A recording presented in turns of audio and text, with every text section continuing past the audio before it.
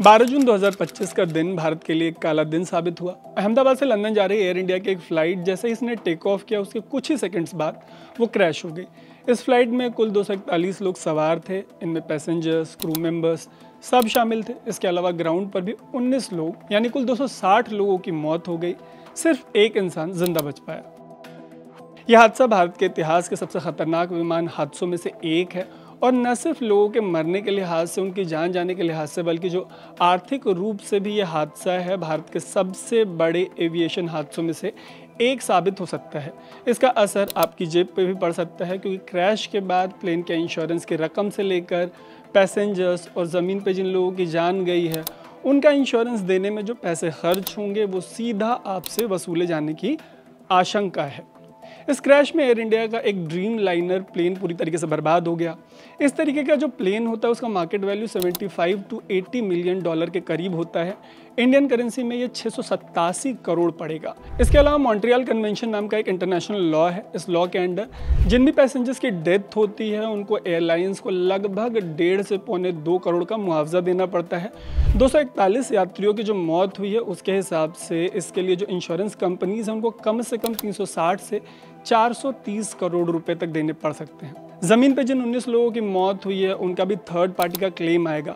साथ ही जिन लोगों की प्रॉपर्टी, दुकानें, गाड़ियाँ, ये सारी चीज़ें तबाह हुई हैं उनका भी जो हर्जाना है वो जोड़ा जाएगा। कुल मिलाकर बीमा कंपनियों का अनुमान है कि ये रकम 120 मिलियन डॉलर से लेकर 250 मिलियन डॉलर तक की हो सकती है। इंडियन करेंसी में जो टोटल डैमेज है उसका इंश्योरेंस कॉस्ट 2148 करोड़ रुपए तक बैठने की आशंका है। ये जो रकम है इंडिया में पूरे साल में जितना एविएशन का प्रीमियम दिया जाता है उससे कहीं ज़्यादा है। ये सब सुनकर आप सोच रहे होंगे कि इतनी बड़ी रकम देता कौन है। एयर इंडिया का बीमा एक बहुत बड़े इंटरनेशनल सिस्टम के थ्रू किया जाता है। इसमें मेनली इंडिया की 2 कंपनीज इन्वॉल्व होती हैं, टाटा AIG और न्यू इंडिया एश्योरेंस। ये 2 कंपनियां इन इंश्योरेंस को हैंडल करती हैं, लेकिन ये सिर्फ 5 to 10% रिस्क अपने एंड पे कवर करती हैं। बाकी का जो इंश्योरेंस है वो फॉरेन कंपनीज को ट्रांसफ़र कर दिया जाता है। ऐसे किसी भी सिचुएशन में जब एक क्रैश होता है तो जो डैमेज है वो मल्टीपल कंपनीज को ट्रांसफ़र हो जाता है। दुनिया अफेक्ट होती है, बड़ी सारी कंपनीज अफेक्ट होती हैं। ये सब सुनने के बाद आपका एक सवाल ये हो सकता है कि क्या इन सब का असर आपकी जेब पे पड़ेगा?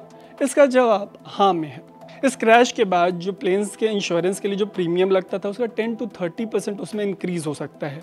एयर इंडिया, स्पाइस जेट, आकाशा, ये जो तमाम कंपनीज़ हैं वो बोइंग 787 जैसे प्लेन्स के थ्रू ऑपरेट करती हैं। उनके लिए बर्डन बढ़ने की एक प्रोबेबिलिटी है। वहीं आपको शायद ही पता होगा कि एयरलाइंस का मुनाफा भी बहुत कम होता है, इसलिए एयरलाइंस पे जो बोझ पड़ेगा वो पैसेंजर्स से वसूले जाने की आशंका जताई जा रही है। इसकी वजह से टिकट महंगे हो सकते हैं। फ़्लाइट्स का जो कई सारे रूट्स पे जो फ़्लाइट्स चल रही हैं उनको घटाया जा सकता है, उनकी सर्विसेज कम की जा सकती हैं। इस हादसे के बाद एक और बात हाईलाइट हुई है कि इंडिया में बहुत ही कम लोग हैं जो इंश्योरेंस कवर लेते हैं।